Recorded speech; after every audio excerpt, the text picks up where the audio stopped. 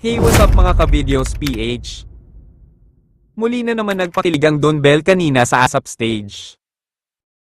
Tuwag-tuwa ang mga fans sa pagsayaw nila sa ASAP May 5, 2024 sa pagwawakas ng Can't Buy Me Love nilang primetime teleserye nilang dalawa. Super ganda ng storya. Ang cute nilang dalawa at talaga comfortably na sila sa isa't isa. Don Bell.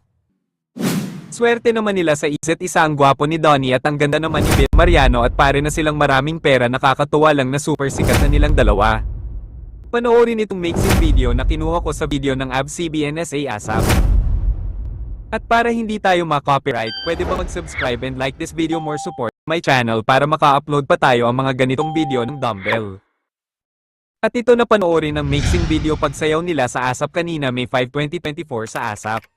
Sumayaw sila na habang andyan din ang mga cast ng Can't Buy Me Love ng mga artista at tinalikan nila ni Bel Mariano at Donnie Pangilinan cast Can't Buy Me Love.